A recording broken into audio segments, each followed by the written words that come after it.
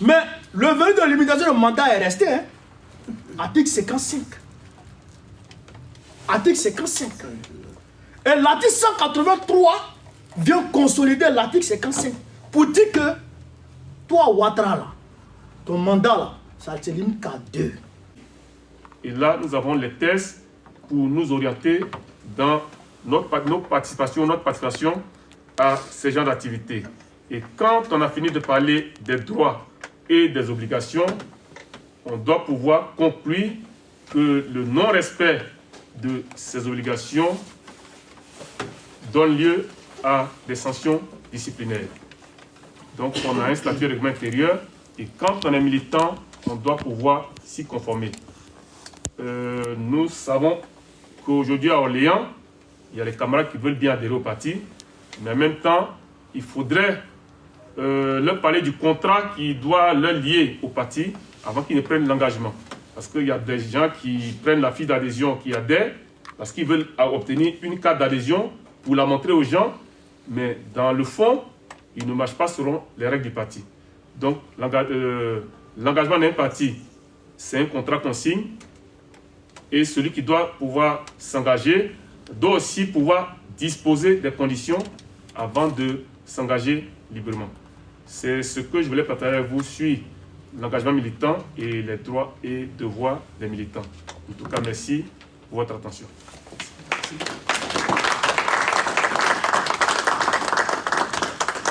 Donc, comme je l'ai dit tout à l'heure, il y a le camarade Bokoni qui va vous parler de l'opportunité de la candidature de Jean Gbagbo. Et après, on va passer la parole au conseiller et nous allons pouvoir maintenant échanger entre militants. Merci. Alors, camarade, je dis merci.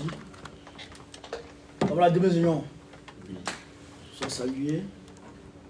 Camarade conseiller, sois salué.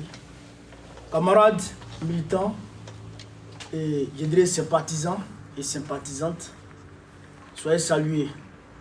C'est un plaisir immense de nous retrouver aujourd'hui à Orléans ensemble. Il fait beaucoup froid. Il caille même. Même dans la salle ici, il fait froid. Mais quand même, on est là et on parle de Gbagbo. On parle de Gbagbo et on parle aussi de la Côte d'Ivoire. Parce que nous sommes attachés à notre pays. Nous avons un amour immense pour notre pays. Et on sait qu'aujourd'hui, le camarade du PDC va m'excuser un peu. Je m'excuse d'ailleurs, il n'était pas salué. Je voudrais te saluer. Tu peux te présenter s'il te plaît? On puisse t'appeler. Moi je suis M. Esmel Théodore. Esmel Théodore. Voilà, j'habite à Orléans depuis des années. Nous sommes tous des frères ici. Et je suis le vice-président du parti PDCI à Orléans. Merci. Voilà. Merci. En même temps, je dis que tout ce qui est des réunions du PPACI, du FPI, j'ai toujours été présent depuis des années. D'accord. Parce que les idées de Gbagbo, je suis avec lui. Merci. Bon, je peux laisser ça. Merci camarade, merci beaucoup. Merci frère. Merci. C'est un Ivoirien, pour ainsi dire. Donc, je disais tantôt, on est tous là, c'est vrai qu'on aime la Côte d'Ivoire. Mais on sait aujourd'hui que l'homme qu'il faut pour remettre la Côte d'Ivoire sur les rails s'appelle Laurent Gbagbo. C'est le président Laurent Gbagbo qu'il faut aujourd'hui pour que la Côte d'Ivoire puisse connaître ce qu'on appelle la prospérité, le développement réel qui met au centre l'être humain, c'est-à-dire les Ivoiriens. Ce n'est pas le développement à marche forcée de Dramane Ouattara qu'il est en train de faire là, du président Ouattara. On est dans le cadre du parti, donc on va essayer de diluer un peu les propos. Donc, c'est le président Laurent Gbagbo qu'il faut. Et donc, c'est pourquoi on a tenu à venir à Orléans. Parce que Orléans, c'est une grande ville qui abrite beaucoup d'Ivoiriens. Beaucoup d'Ivoiriens vivent ici à Orléans. Et donc, laisser Orléans sans une section du PPACI, c'est pas bon. C'est pas bon. Et donc, il fallait qu'on vienne ici, parler avec vous, vous écouter, et puis jeter les bases d'une section. Parce que c'est les sections qui font vivre un parti. C'est les structures de base qui font vivre un parti. Un parti n'est rien sans les militants. Le président Longo lui-même l'a dit. Un parti qui n'existe pas sur le terrain n'est pas un parti politique. Or, c'est les structures de base qui font vivre le parti sur le terrain. Donc, c'est vrai, on parle de la candidature du président Laurent Gbagbo. Nous tous ici sommes convaincus que c'est le président Gbagbo qu'il faut pour que la Côte d'Ivoire puisse sortir des griffes de l'Occident. Mais si on ne travaille pas sur le terrain, si on n'est pas sur le terrain, s'il n'y a pas de structure de base sur le terrain, eh bien, le président Gbagbo, ça sera difficile qu'il accède au pouvoir. C'est pourquoi nous avons pris sur nous, nous avons pris le courage de venir à Orléans, venir vous entretenir. Camarades, les élections qui s'annoncent en 2025 sont véritablement capitales pour la Côte d'Ivoire.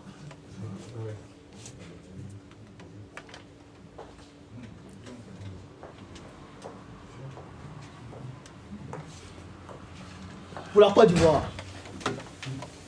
Quant à nous, le PPACI, nous avons choisi à la convention du 10 mai le président Laurent Gbagbo comme notre candidat pour nous représenter. Mais, comme le parti au pouvoir sait que notre cheval gagnant, notre candidat idéal, je dirais notre caricaturé, notre messie, c'est le président Laurent Gbagbo. Alors, ils ont décidé de le frapper d'une injustice. Aujourd'hui, par des artifices politiques, le président Laurent Gbagbo n'est pas sur la liste électorale. Donc pour eux, il ne peut pas être candidat. Mais il y a d'autres personnes qui diraient, bon, au Sénégal, le même cas s'est produit là-bas et les Sénégalais ont pris Diomaye Faye à la place de Ousmane Sonko. Mais ce n'est pas la même chose. Ce n'est pas le même cas. Au Sénégal, les Sénégalais se sont battus d'abord. Ils se sont battus et c'est à la dernière minute que Sonko, malgré étant amnistié, il ne pouvait plus aller et donc il a laissé Diomaye Faye aller aux élections. Mais nous aujourd'hui, nous avons le temps. Nous avons non seulement le temps, et nous avons ce qu'il faut. Nous avons le nombre qu'il faut pour contraindre M. Ouattara à réinscrire le président Laurent Gbagbo sur la liste électorale. Parce que si nous acceptons cette injustice, eh bien, ça va se reproduire dans notre pays à chaque fois qu'un dictateur sera face à un opposant potentiel, eh bien, il va, par des artifices politiques, l'écarter tranquillement. Donc, ce n'est pas bon pour la postérité d'abord. Ce n'est pas bon pour la postérité, parce que si on laisse ça comme avenir à nos enfants, ce n'est pas bon.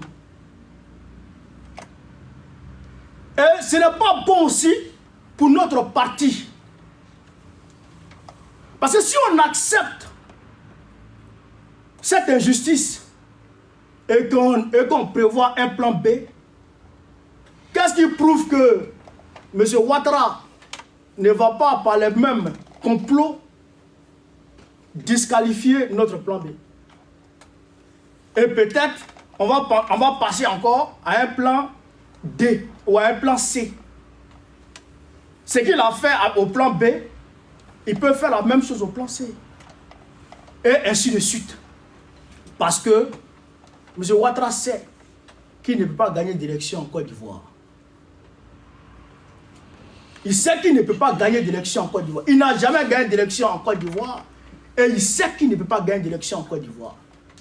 Donc, ce qu'il va faire, comme il a caporalisé les institutions de l'État, le candidat qui se dressera contre lui, qui est potentiel, qui est populaire, comme le président Gbagbo, eh bien, il va tout faire pour l'écarter. Donc, c'est à nous. C'est à nous de prendre conscience de cet état des faits et de se mettre en ordre de bataille pour réparer l'injustice qui est faite au président Gbagbo d'abord. Il faut qu'on se mette en ordre de bataille pour réparer l'injustice qui est faite au président Gbagbo d'abord. Après ça, notre président, le président Gbagbo, ira tranquillement aux élections et il va gagner les élections en 2025. Il va fixer les clous comme il a dit et après, la République sera normale maintenant. Et tous les Ivoiriens pourront se présenter à l'avenir comme cela a été le cas en 2010 quand le président Gbagbo était au pouvoir. Parce que le président Gbagbo, c'est un démocrate, c'est un républicain.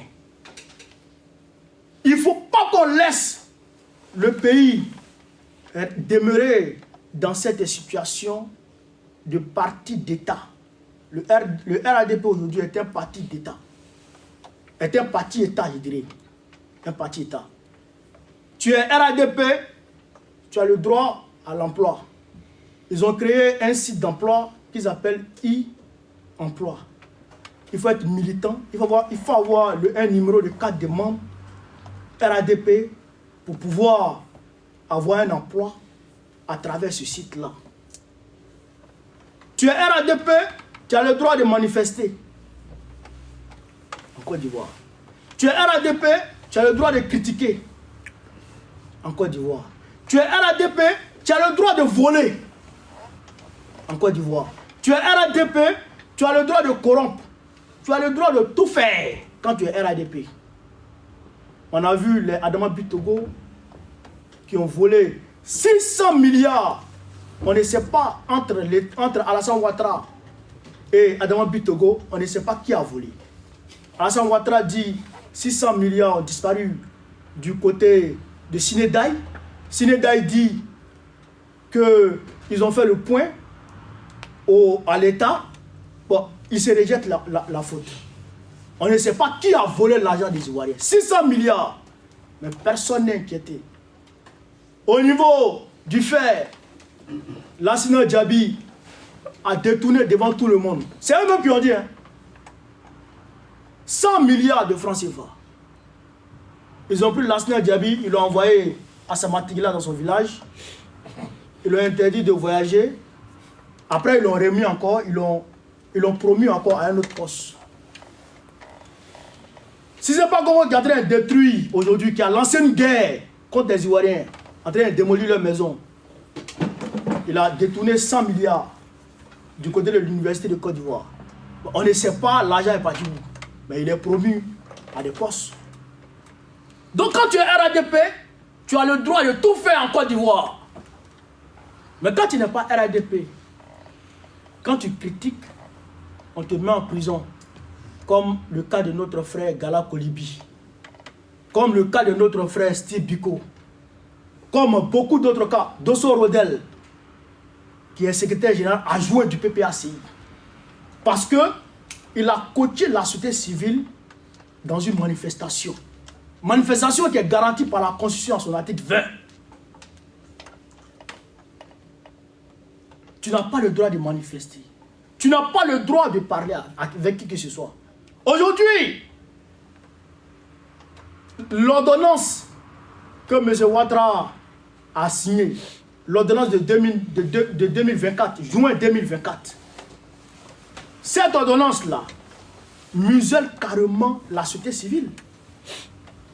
Avant de prendre cette ordonnance, M. Ouattara a fait passer la loi, l'article 185, alinéa 2. L'article 185, alinéa 2. C'est-à-dire, aujourd'hui, quand on arrête Barokone et que le camarade Chaud dit « Je ne suis pas d'accord du fait qu'on arrête Barokone », automatiquement, le camarade Chaud est frappé de la même peine que Barokone. Est-ce que vous comprenez ça? Aujourd'hui, la Côte d'Ivoire, il n'y a plus de liberté. Au-delà de ça, vous-même vous voyez la situation économique de notre pays. Regardez la situation économique. Une flambée sauvage, jamais observée dans notre pays. Une flambée sauvage du coût de la vie. Le riz, on ne peut plus acheter. L'huile, on ne peut plus acheter. Le sucre, on n'en parle pas. C'est-à-dire que les denrées de première nécessité même, on ne peut plus acheter. Le transport, on ne peut plus. C'est-à-dire que tout est devenu cher. Et sans honte, sans gêne, il va augmenter le carburant à la pompe. Sans honte, sans gêne, il augmente le coût des médicaments. Sans honte, sans gêne, il augmente les inscriptions à l'école. Sans honte, sans gêne, il suspend les bourses des étudiants, les bourses des élèves. Bon, pour couronner le tout, il déclare une guerre au peuple de Côte d'Ivoire. Comment quelqu'un peut se lever à minuit, avec des bulldozers, des caterpillars, pour aller réveiller des gens dans leur sommeil et puis casser leur maison? Et puis casser leur maison, sans au préalable les indemniser, sans au préalable leur dire où ils vont. Ça, c'est pas la guerre, ça. Et c'est comme ça que les terroristes se comportent dans le Sahel. Parce que les terroristes, ils viennent la nuit, et puis ils allument les maisons des gens. Ils incendient les maisons des gens, ils incendient les récoltes, et puis ils leur disent quittez. Ils les chassent. C'est ce que Ouattara fait. C'est ce que le ministre Dalan Didia a qualifié de terroriste d'État. De terroriste d'État. Nous avons aujourd'hui à la tête de notre pays un terroriste. Un terroriste. Et c'est lui qui regarde le président Gbagbo dans les yeux et il dit qu'il n'est pas éligible. Comment? Un homme qui s'est battu depuis son jeune âge pour les Ivoiriens, qui a sacrifié sa jeunesse, qui a accepté d'aller en prison plusieurs fois pour son pays, qui s'est battu pour le multipartisme, pour que toi-même, Ouattara, tu sois capable d'être candidat ou d'être président d'un parti politique. L'homme qui s'est battu pour ça. L'homme qui a fait de toi candidat, alors que d'autres t'avaient, on va dire, renié ce droit à juste titre. L'homme qui a fait de toi candidat au nom de la paix. Aujourd'hui, toi qui te dis oufouettiste, tu viens regarder le président Gbagbo dans les yeux pour lui dire qu'il n'est pas éligible. Nous là, on va voter qui? Si le président Gbagbo n'est pas éligible là, nous là, on va voter qui? Nous là, on va politique pourquoi?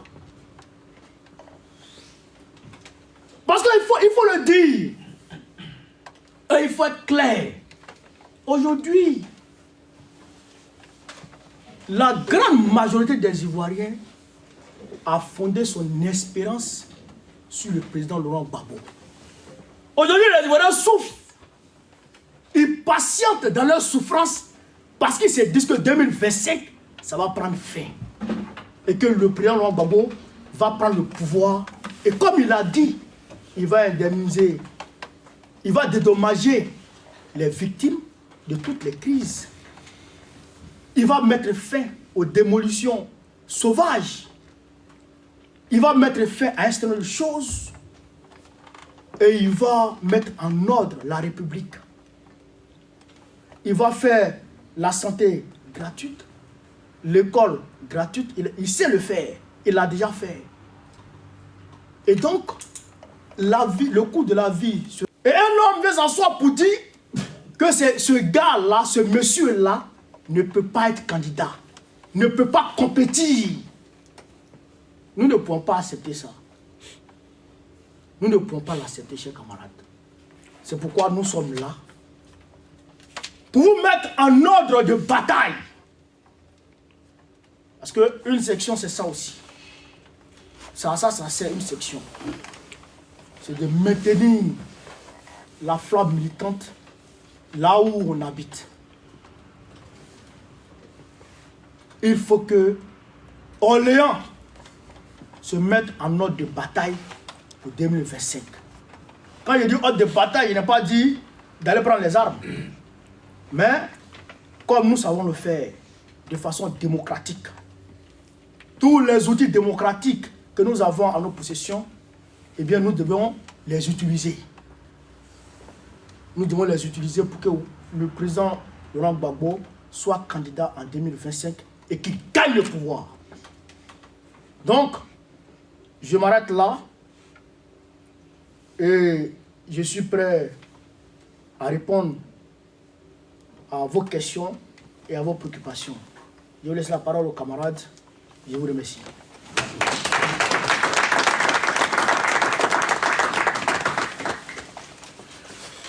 Donc, bonjour les camarades. Moi, c'est le camarade Ado Thierry Gossan. Je suis membre du conseil consultatif de la représentation. Je ne vais pas être long, j'accompagne les camarades Achaud, donc l'administrateur général de la représentation, et le camarade Gbagbo Koné, délégué à la mobilisation. Je reviendrai juste simplement sur les propos du camarade Achaud sur le militantisme. Donc aujourd'hui, Orléans est une place forte vu la communauté ivoirienne qui réside dans cette ville-là. Il est très important que le PPACI s'y implante, vu qu'il y a beaucoup de sympathisants et de militants qui viennent d'ici, et que vous vous organisiez pour pouvoir former une section. Le camarade Achaud a donné au moins les différentes typologies de militants pour vous faire comprendre que militer aujourd'hui au PPACI, c'est militer pour un développement complet, sociologique et politique de la Côte d'Ivoire, dans le sens d'un bénéfice complet pour les Ivoiriens. C'est vraiment très important. Aujourd'hui, on ne fait pas la politique, comme on va dire, je dirais simplement, pour paraphraser le président Laurent Gbagbo, si quelqu'un a envie d'être riche ou de gagner de l'argent, qu'il aille créer des entreprises, qu'il aille se battre, qu'il aille chercher à faire des affaires pour devenir riche. Mais on n'est pas riche en faisant de la politique ou en ayant s'installé dans la fonction publique. Là, excusez-moi de la paraphrase, on va devenir voleur. Chaque voie pour mener à une situation, il y a chaque voie qui existe. Aujourd'hui, la Côte d'Ivoire traverse une période vraiment, on va dire, difficile, vu les gens qui sont à la tête de la Côte d'Ivoire et qui dirigent ce pays-là. Le camarade Gbagbo Koné a dépeint un tableau sur tout ce qui est cherté de la vie, donc c'est-à-dire la vie au quotidien, la sociologie. Donc il est important, puisque ce sont des décisions politiques, des décisions de dirigeants qui peuvent soit changer l'aspect de la vie que toute la sociologie va mener, ainsi de suite. Donc il est important de militer dans le parti qui va défendre ces valeurs-là. Ensuite, le camarade Gbagbo Koné a parlé de la candidature du président Laurent Gbagbo. pour enchérir sur ce qu'a dit le camarade Gbagbo Koné, le président Gbagbo est vraiment, j'allais dire, la personne idoine à la tête de la Côte d'Ivoire. D'aucuns auraient pu me dire, oui, ben, vous êtes membre militant du PPACI, c'est que ces propos-là que vous pouvez tenir. Mais en fait, il faut suivre le programme du président Laurent Gbagbo et pour pouvoir comprendre. Depuis, comme il a dit, sa jeunesse, le président Laurent Gbagbo a un programme pour la Côte d'Ivoire et un programme qui suit dans les différentes phases de la lutte.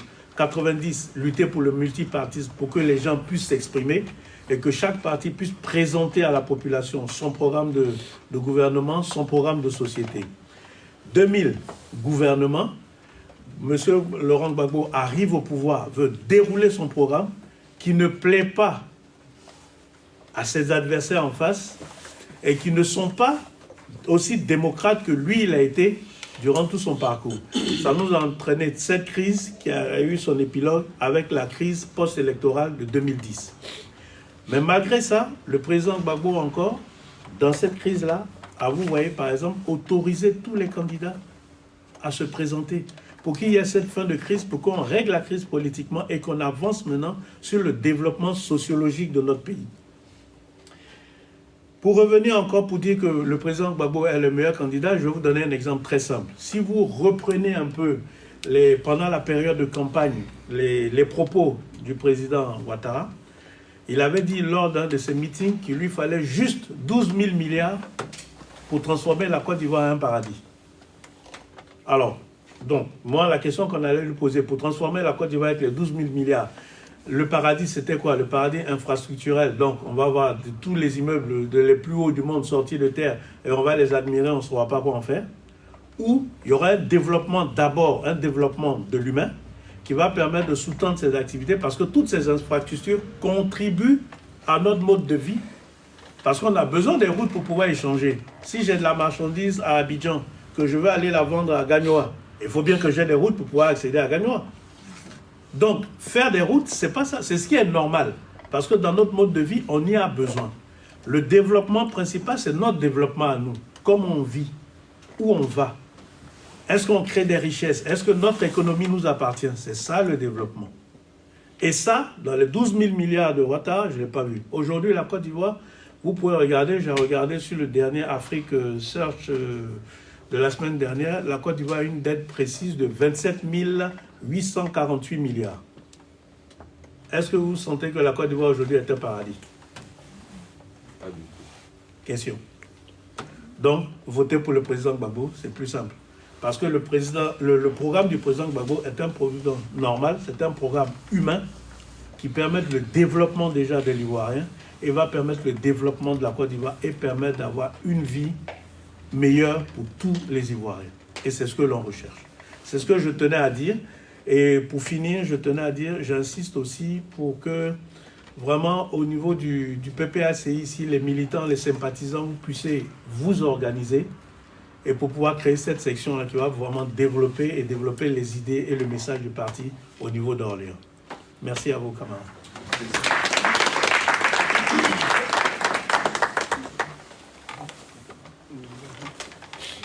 Voilà. Je voudrais aussi toucher un point. Parce que là, vous avez entendu le porte-parole du gouvernement de M. Ouattara. Koulibaly. Amadou Koulibaly. Déjà, non? Il dit qu'aujourd'hui, toutes les couches de la société ivoirienne demandent à M. Ouattara d'être candidat. Est-ce que vous l'avez demandé d'être candidat, vous? En tout cas, moi, je ne suis pas parmi ceux qui demandent à ce gars-là d'être candidat. Moi, je suis pas dedans. Mais comment? Comment? Toi-même, comme l'a dit le président Laurent Gbagbo au micro d'Alain Foucault, c'est toi-même qui as écrit ta constitution 2016. Personne ne t'y a obligé. Il y avait la constitution de 2015. de 2000, tu as sauté les verrous de limitation d'âge. Mais le verrou de limitation de mandat est resté. Hein? Article 55. Article 55. Et l'article 183 vient consolider l'article 55 pour dire que toi, Ouattara, là, ton mandat, là, ça se limite qu'à 2. Et Bakongo, qui est devenu monsieur Bulldozer aujourd'hui, au lieu d'être constitutionnaliste, au lieu d'être homme de droit, il est devenu homme gâteur. C'est-à-dire qu'il gâte tout. Normalement, c'est lui qui devait s'appeler Pancho le gâteur. Mais ils ont donné ça à Pancho, mais lui, il est pire que Pancho. Il détruit les vies des gens. Il humilie les familles. C'est du jour au lendemain, il fait changer de cadre de vie, de quartier des gens. Les gens de Williamsville, ils se retrouvent au cimetière. De Port-Bouet, ils se retrouvent au cimetière. Ils vont cohabiter avec les cadavres, avec les morts.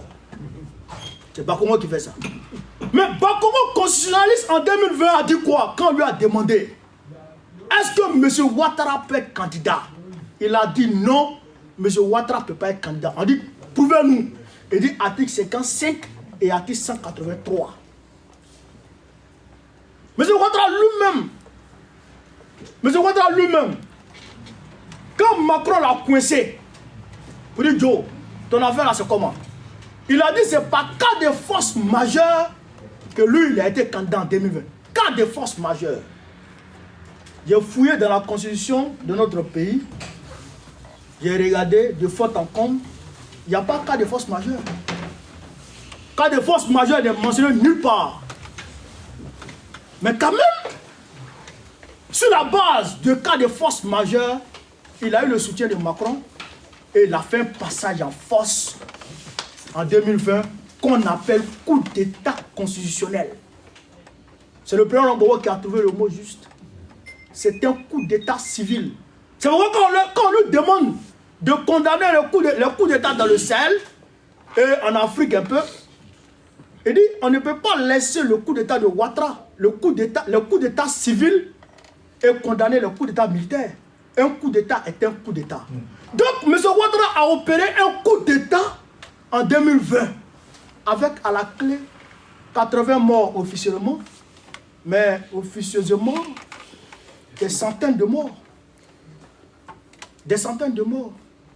Mais quand il regarde son louvoiement ces temps-ci, M. Ouattara, tu te rends compte qu'il s'apprête à faire pire que ce qu'il a fait en 2020. C'est-à-dire, il veut faire un passage forcé, un deuxième coup d'état constitutionnel. Pourquoi faire? Pourquoi faire? Pour terminer ce qu'il a commencé. Parce que là, ils ont dit qu'ils ont suspendu les démolitions des quartiers. Ils ont suspendu. Ils n'ont pas arrêté totalement. Ils ont ça peut reprendre. Est-ce que vous comprenez? Ça peut venir casser les maisons des gens. Ça peut venir rendre la vie de plus en plus chère. Ça peut aller prendre crédit partout pour endetter les fœtus qui sont même dans les ventres de nos femmes, endetter tout le monde, mettre sur la tête de tout le monde des crédits. Ça pour rendre la vie chère. C'est pour faire la promotion de l'homosexualité, faire la promotion de tout ce qui est dépravation de nos mœurs. Alors, on ne peut pas l'accepter. On ne peut pas accepter un 4e mandat anticonstitutionnel de M. Ouattara. Ça, je voudrais insister là-dessus. Nous n'accepterons pas un 4e mandat de M. Ouattara. Donc, je m'arrête là. Je me prête à vos questions. Alors, si vous permettez, moi, communément, on m'appelle Demes-Oignon. Je me lève pour certaines personnes qui, bon, ici, nous nous connaissons. Communément, on m'appelle Demes-Oignon. Et j'aimerais dire quelque chose après les propos, les allocutions de nos invités. C'est que moi, je veux plutôt apporter, on va dire, de l'eau au moulin du PPACI. Hein. J'aimerais plutôt abonder dans le sens de l'implantation du parti dans nos murs, pour ainsi dire. Là, j'articule pour qu'on se comprenne, d'accord? Sinon, Démé Oignon, c'est celui-là qui a un langage tranchant. Et Démé Oignon embêté, c'est le conseiller. Le conseiller, c'est-à-dire, je vais me passer de leur donner des conseils parce que je sais qu'ils en sont mus et chargés. Mais je vais juste attirer leur attention sur quelque chose qui, ma foi, est très important. Et il ne faut pas, je dirais, le balayer d'un revers de main.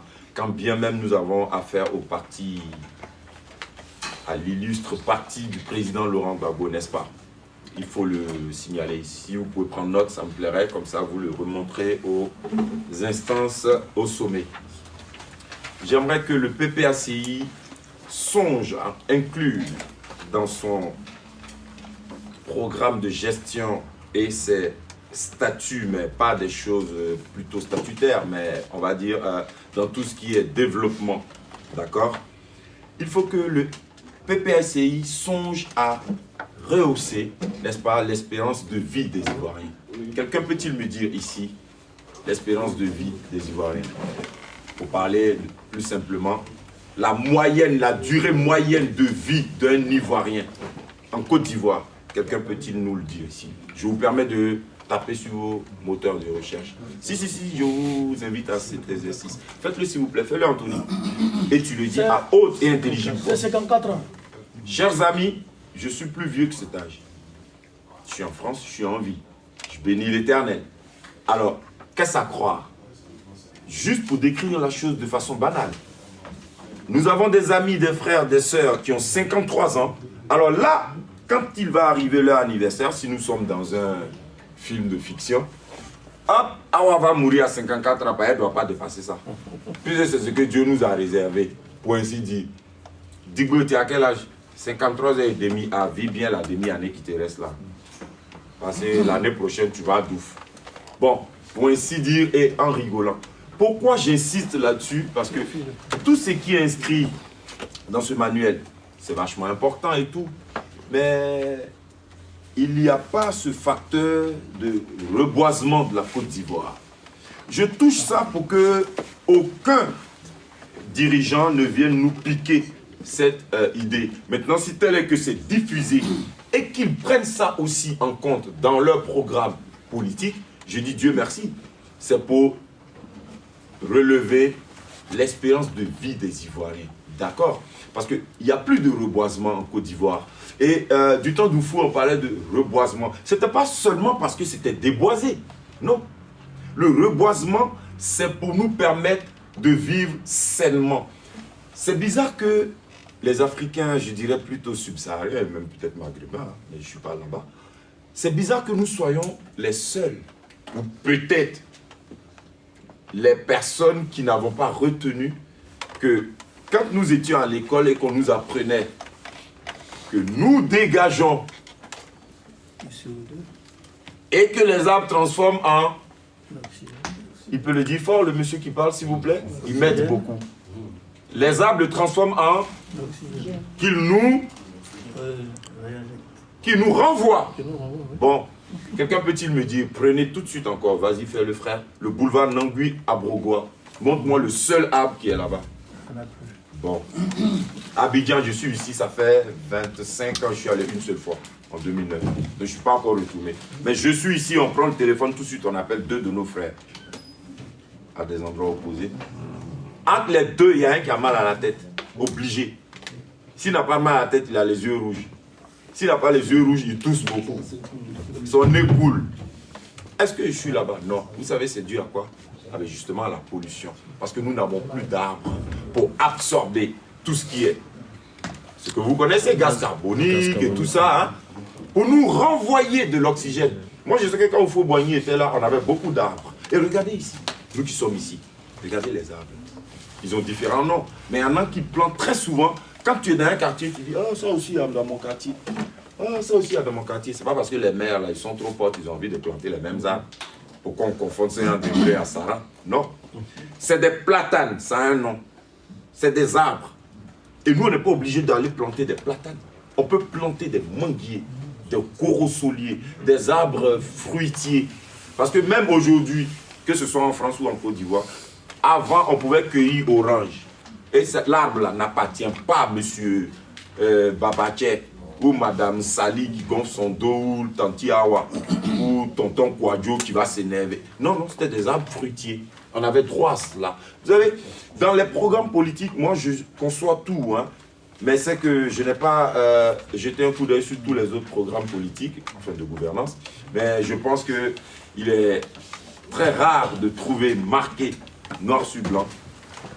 Nous allons travailler à relever l'espérance de vie des Ivoiriens. Maintenant, ce que je donne là, ça c'est un exemple. Hein. Il y a plusieurs facteurs pour rehausser l'expérience de vie des Ivoiriens. L'espérance de vie, c'est-à-dire les soins, vous l'avez dit, les habitations, le travail, la santé, tout ce qui suit. Mais vous savez, dans notre pays, il faut reboiser.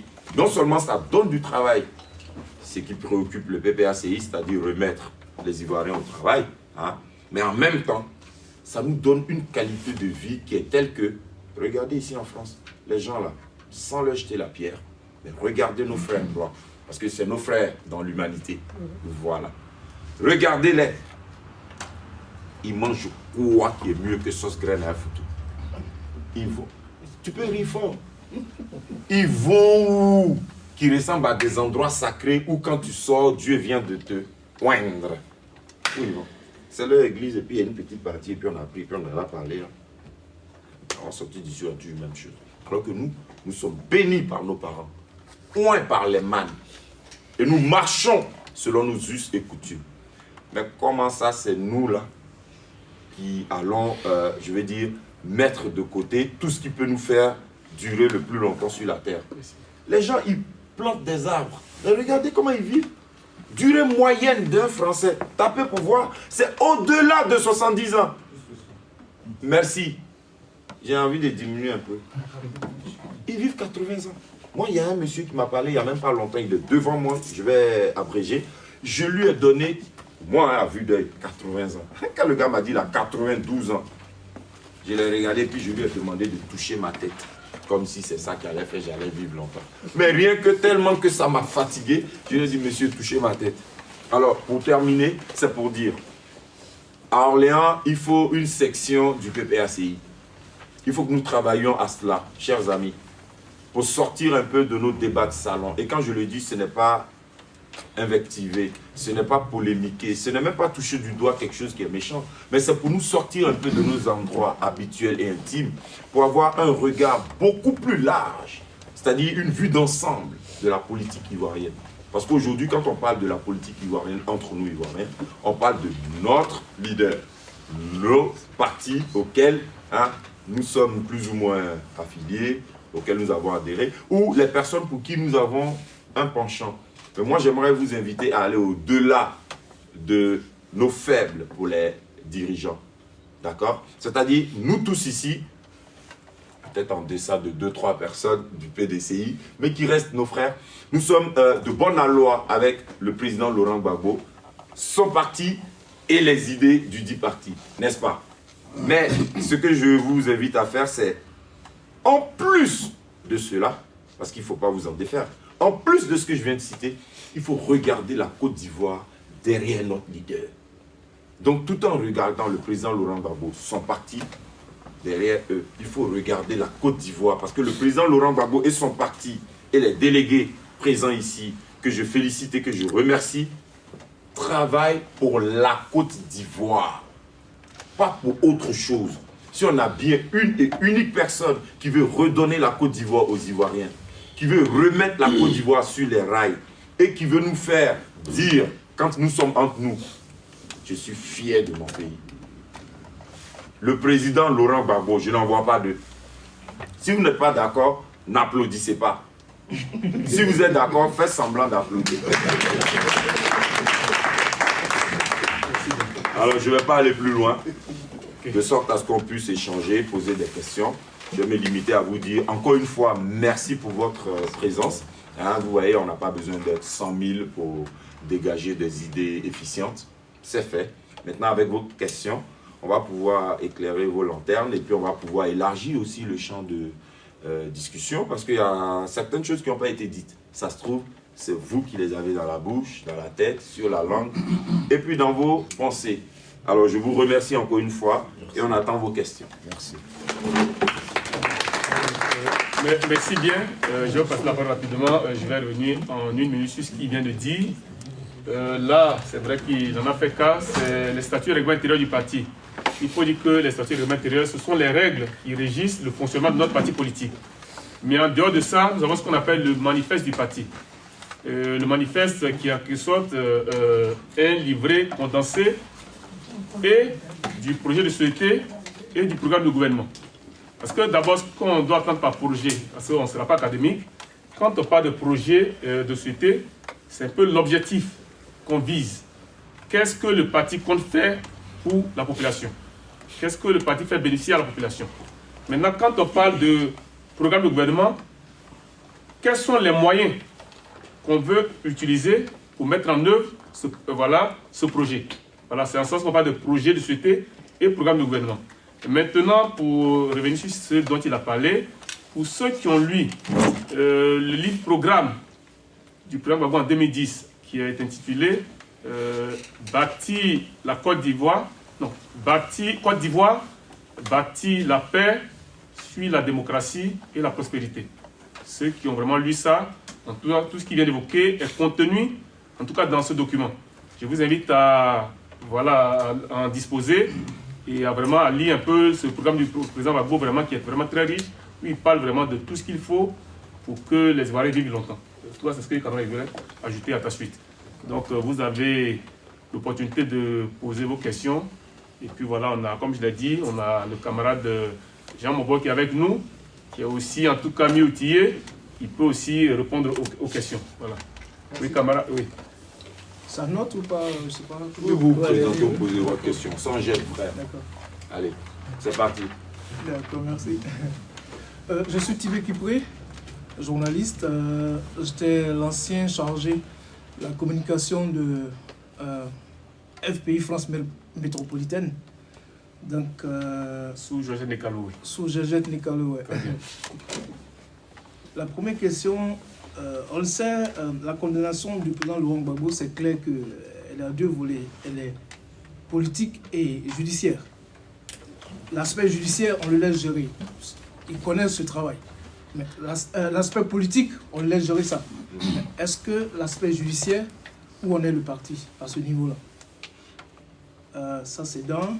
De deux, on est d'accord que le président Gbagbo, le président idéal, hein, il est le candidat idéal du parti. Mais celui qui est en place, Ouattara, dans son élan de confisquer le pouvoir, s'il ne le laisse pas se présenter, le parti fait quoi? Ce sont mes deux questions pour l'instant.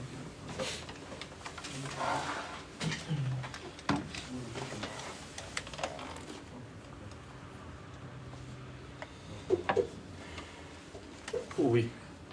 Vous répondez après ou... Non, on recueille les questions. Mieux pour Oui, c'est plus simple de répondre quand ça c'est difficile. C'est plus facile de répondre. C'est plus simple.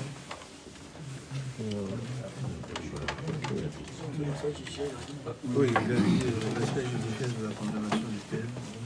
Et si vous attendez l'espace se présenter, c'est ce que le parti fait. Tu peux répondre. Oui, d'accord. Oui. On peut commencer, puis on va compléter.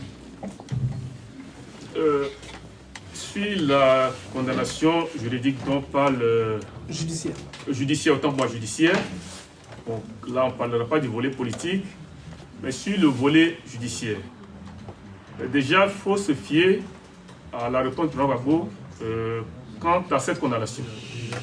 Il a dit cette condamnation, il ne la reconnaît pas. Il ne la reconnaît pas parce que d'abord, comme l'a si bien dit, il est ancien chef d'État. Et un ancien chef d'État, dans notre constitution, il n'est pas jugé par n'importe quelle juridiction. Ça, nous le savons. Et puis, de ce que nous savons également, il était à La Haye quand il a été jugé. Donc, jamais on ne lui a notifié ce jugement. Et quand le gouvernement dit que le président Gbagbo ne s'est pas présenté, le président n'a pas reçu de convocation. Et le gouvernement a aussi appelé la peine et dit qu'il ne savait pas où le président Gbagbo se trouvait. Ce sont eux qui l'ont déporté à la CPI. Donc ce jugement arbitraire, cette condamnation en tant que arbitraire, jusqu'à ce jour, le PPACI et le président ne reconnaissent pas ce jugement. Nous, on ne le reconnaît pas. Et c'est en ce sens que nous allons faire main et pieds pour démonter cette injustice et faire en sorte que le président soit sur la liste électorale. Et ça, le parti se donne les moyens de le faire. Aujourd'hui, dans notre parti, nous avons ce qu'on appelle un conseil stratégique politique. Ce sont des cadres du parti qui réfléchissent à toutes ces éventualités. Je ne vais pas ici, c'est vrai que là, c'est la question des journalistes, je ne vais pas ici dévoiler ce qui est se fait aujourd'hui, ce qui se réfléchit dans l'antichambre du parti, mais là-dessus, c'est pour rassurer les militants que le parti y veille. Et quand, malgré cette décision unique du pouvoir Ouattara, le parti va à une convention et que le parti désigne le président Gbagbo comme candidat, c'est parce que le parti a réfléchi mûrement vraiment à cette opportunité. Donc là-dessus, il n'y a vraiment pas à douter. Nous, militants, on ne doute pas. Si on a dit de faire du président Gbagbo notre candidat, il n'y a pas vraiment de doute là-dessus. On fera en sorte, comme on l'a toujours si bien fait, on va lutter avec les moyens démocratiques qui vont se présenter à nous pour faire les moyens, pour faire en sorte que le président Gbagbo soit inscrit sur la liste électorale et qui compétisse et qui gagne les élections présidentielles. C'est ce que je tenais à donner comme réponse. Je voulais rassurer un peu sur ce que le camarade a dit. Le président Gbagbo, il est condamné pour quoi? Braquage à main armée de la BCEAO. Braquage à main armée de la BCEAO. Et même il y a eu un vol de cafetière. Est-ce que vous comprenez ça? Bon, monsieur le journaliste, de vous à moi, est-ce que quand vous regardez les gens qui vont braquer les gens là, est-ce que Laurent Gbagbo il ressemble à quelqu'un comme ça? Comment un ancien président qui a fait 10 ans au pouvoir peut prendre une calache et des hommes, c'est-à-dire que je dirais même une armée, pour aller braquer une banque? Comment? Donc le président Gbagbo n'est pas un braqueur. C'est faux, c'est une injustice. On le condamne pour qu'il soit frappé d'inéligibilité pour l'écarter en 2025. Voilà l'objectif. Mais qu'est-ce que nous on va faire si Ouattara ne le laisse pas aller aux élections? C'est pourquoi on est ici. Ce qu'on va faire là, c'est ça qu'on est en train de faire là. Mobiliser les militants, augmenter le nombre de militants du PPACI, les mettre en ordre de bataille. Quand je dis ordre de bataille, c'est les manifestations. Ça se comprend, oui. Les Sénégalais là, mais Macky Sall voulait aller aux élections. Il voulait aller à un troisième mandat, il voulait aller. Il avait l'intention, c'était clair. Si. Mais les Sénégalais ont battu le pavé. Ils ont sorti par milliers à Paris. Ils sont allés à la CPI.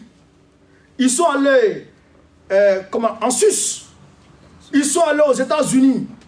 Ils ont manifesté partout. Ils ont embêté Macky Sall. Il a reculé. Il a reculé. La pression populaire fait reculer toutes sortes de dictateurs. Le dictateur a peur du peuple qu'une armée même. Parce que dès que tu soulèves une armée, ils vont dire ah c'est des terroristes. Ils vont voir leurs amis là, les États-Unis et l'Union européenne, ils vont être taxés de groupes terroristes, groupes radicaux, groupes extrémistes. Tu ne peux plus rien devenir. Or, un peuple à main nue, bon, de quoi tu vas l'accuser? De quoi tu vas l'accuser? Donc, c'est pourquoi nous avons lutté pour la lutte pacifique. Et avec le président Gbagbo, comme il a dit, les marches, ça marche toujours. Croyez-moi, chers camarades, quand on va véritablement commencer la rue, Ouattara va mettre le nom de Gbagbo sur la liste. J'en suis convaincu. Voilà. J'ai une À question, s'il vous plaît. mon avis, il faut même ajouter que le candidat potentiel est sûr de son fait. Si je me réfère à l'interview qu'il a accordée au journaliste Boka, j'y irai. Oui. Quand ils seront fatigués de leur tremblante, ils vont me mettre sur la liste. C'est tout. C'est une question qui... Je voulais juste rajouter quelque chose sur l'aspect juridique. Si on reste sur le contexte uniquement juridique, le problème il est déjà réglé. Voilà. Parce qu'au niveau de la forme, il est déjà réglé. Il n'y a pas de jugement en fait. Parce que la juridiction qui a pondu le fameux jugement là n'existe pas en fait. Ce n'est pas cette juridiction qui doit juger le président Gbagbo. Et si on poursuit la fiction, c'est-à-dire si on doit revenir à un procès, il faut qu'il y ait une plainte. Une plainte en bonne et due forme, pas de l'État de Côte d'Ivoire, mais de la BCEAO qui aurait subi ce fameux braquage. On reste que dans le contexte juridique. Et c'est à partir de là que la justice va se mettre en ordre de bataille pour réunir la juridiction censée juger les anciens chefs d'État et les anciens ministres, parce qu'il faut le dire. Parce qu'après, on peut vous retorquer que oui, non, mais on a jugé des ministres, on a donné un jugement. Et des gens même qu'on a initiés. Donc, quand vous suivez bien l'affaire, vous savez que l'affaire a quitté maintenant le contexte juridique pour être dans le contexte politique. Donc, c'est pour ça que le président Gbagbo dit, mais si c'est un contexte politique, il est simple. Monsieur Kubert, vous réinscrivez le nom sur les gens et on a fait les démarches pour ça. C'est aussi simple que ça. Parce que juridiquement, c'est déjà réglé, il n'y a pas de jugement. Même condamné. Surtout la voix, c'est pas Gbagbo qui condamne, non, pas du tout. Mais on est dans une Côte d'Ivoire de Ouattara. Mais c'est ce que vous avez compris. Que vous connaissez Bon. Donc, c'est pour ça que autant ou mieux que moi. Gbagbo connaît dit, Vous voyez ce que je veux dire? ce qu'on va faire. Ils sont dans une autre logique. Qui n'est pas la logique normale. Mais oui, mais C'est ça, c'est là le danger en fait. Mais comprenez bien. C'est ça qui est inquiétant. Vous avez dit, vous dites, si vous êtes journaliste, Ouattara, en 92, quand il y a eu la manifestation, c'est pas la nuit, on a pondu une loi sur les casseurs, et que la journée, on sait qu'il y a une manifestation qui va se dérouler le lendemain matin, que la journée, on vient appliquer, les gens ont cassé. On a tous suivi ça. Mais c'est le même Ouattara qui fait les mêmes choses. Donc ça veut dire qu'aujourd'hui, excusez-moi, aujourd'hui, ce qu'il faut faire, Gbagbo qu'on a donné la solution. Un élément de réponse, ouais. Oui, Oui, c'est nous, ça. on ne va pas aller au PPACI, nous, on n'a pas cette culture de la violence, on ne va pas aller casser, on ne va pas aller brûler. Nous, c'est la Côte d'Ivoire. Je ne vais pas aller brûler la maison que je veux peindre, que je veux embellir pour que les gens puissent y vivre. Donc aujourd'hui, nous, ce qu'on a, on va aller manifester selon toutes les règles démocratiques. Et comme on le dit, le temps étant l'autre nom de Dieu, eh bien, il cédera. Il cédera. Voilà. Le frère a dit on est dans la Côte d'Ivoire de Ouattara. Ça m'a fait tiquer. Nous sommes aussi dans la Côte d'Ivoire des Ivoiriens et des Ivoiriens et du peuple de Côte d'Ivoire. Ça, c'est un fait. On a ici deux logiques en face. Une logique de répression et une logique de conquête de pouvoir. Donc ces deux logiques-là, il ne faut pas entrer dans la logique, comme vous le faites remarquer, dans la logique de Ouattara. Non. Tu es perdant si tu rentres dans sa logique. Donc voilà ce que la remarque que je voulais faire. Merci bien. Il faut dire aussi que le procès en lui-même, comme on l'a dit, c'est du faux. Parce que pour convoquer quelqu'un à la justice, il faut qu'il y ait un plaignant. Qui s'est plaint? Personne. Qui s'est plaint? Tous les bilans annuels ne mentionnent nulle part que Gbagbo a cassé la piste. C'est de la comédie. C'est pour dire ça à la Côte d'Ivoire. Mais s'il ne trouve pas des garçons qui ont envie de croire, il pensera qu'il a le seul à danser sur la piste. Il faut qu'on soit deux à danser, c'est ce qui va se passer. C'est tout. Tout à fait. Avez-vous d'autres questions, s'il vous plaît? Oui. Alors, il y a quelqu'un avant moi. Oui, pardon. Avant vous, ouais. Oui. Le nom? C'est Dali, Pesmer. Dali. Ouais. Non, pas de problème, grand. Non, il n'y a pas de problème. Pas de problème. Alors, vous venez de constater, enfin, moi, ce n'est pas une question en réalité, hein, mais je veux critiquer pour que mes critiques aillent plus loin. D'accord? Parce qu'en fait, vous venez de dénoncer ce que Ouattara a fait. Et ce qu'il fait, il continue de faire. Je pense qu'en son temps, Gbagbo, on s'est rendu compte qu'il n'a rien volé, il n'a rien pris. Mais n'oublions pas que dans son gouvernement, il y a des gens qui sont enrichis. Vous qui êtes là devant moi, vous êtes une jeune génération. Mais d'abord, il faut poser les problèmes pour apporter les solutions. Il y a des gens qui sont enrichis sérieusement en Côte d'Ivoire. Des milliardaires, les nouveaux riches. Au Trésor, il y avait des détournements avec des fausses factures. Et ça continue encore. Aujourd'hui, si Gbagbo revient au pouvoir, et je souhaite qu'il revienne, parce que je l'ai voté dans son temps, je n'étais pas FPI, mais je l'ai voté, et je souhaite qu'il revienne. Mais comment gouverner la Côte d'Ivoire pour que ces choses-là qui sont passées ne reviennent plus? Parce qu'aujourd'hui, tout le monde, on parle de Biki Togo, mais avec Gbagbo, il s'est enrichi avec Gbagbo aussi. Il y a plusieurs comme ça. Et qui sont là, qui sont milliardaires, parce qu'ils sont devenus ministres, ou bien qui sont fonctionnaires, ils sont milliardaires. Ça rend nerveux. Qu'on soit... Oui, mais c'est fou ça. Ça rend nerveux. La Côte d'Ivoire, il n'y a pas de contrôle. Tout se passe en liquide. C'est pas normal. Et tout le monde est complice dans ce vol-là qui existe. Parce que pour faire un papier, il faut payer quelqu'un. Ça ne va pas, ça. Ça rend nerveux. Donc, désormais, il faut qu'un ministre soit, comment dirais-je, jugé parce qu'il a détourné de l'argent. Il faut qu'un directeur général soit jugé parce qu'il détourne de l'argent. Le trésor public, il y a du vol actuellement. Gbagbo, à son temps, était obligé de donner des milliards pour avoir la paix en Côte d'Ivoire, qu'il n'a pas eu d'ailleurs. Donc, cela fait de lui quelqu'un qui a financé la rébellion. Non, mais je veux dire de façon indirecte. Mais ce que je dis, ce que je constate. Le Burkina Faso a eu des milliards, comme ça, des milliards qu'ils ont donnés à Blaise Compaoré pour calmer, mais ça ne s'est pas calmé. Je suis certain de quoi je parle. Voilà. Très bien. Je sais de quoi je parle. Donc, vous permettez, je n'ai pas fini. S'il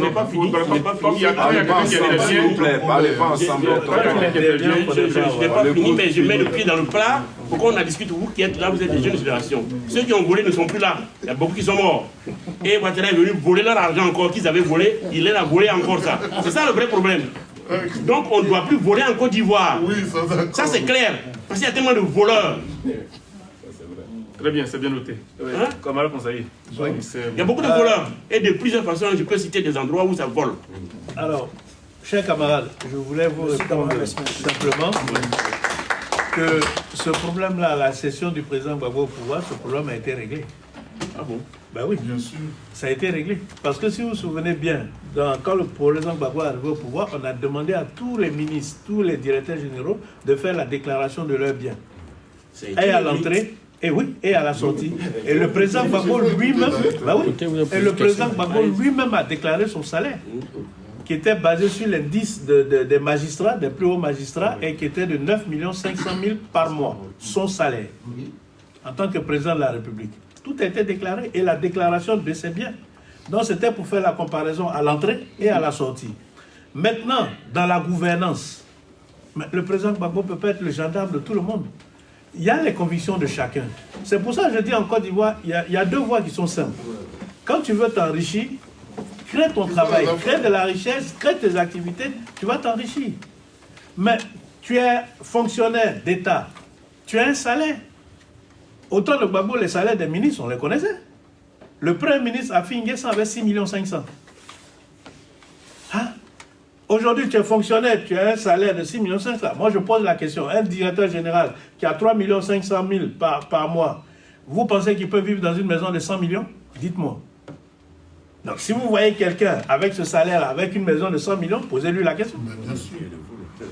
Donc voilà, mais ça c'est pas propre, au président Gbagbo, c'est propre à l'Ivoirien. Non, mais je vous ai dit que Gbagbo, on s'est rendu compte qu'il n'avait rien volé. Mais il y a des gens qui l'ont accompagné. Mais c'est ce que j'ai dit. Voilà. J'ai dit, mais ce n'est pas propre à un régime, c'est propre à une mentalité de la population. Regardez, excuse-moi camarade, regardez maintenant, quand on vient à la gouvernance du président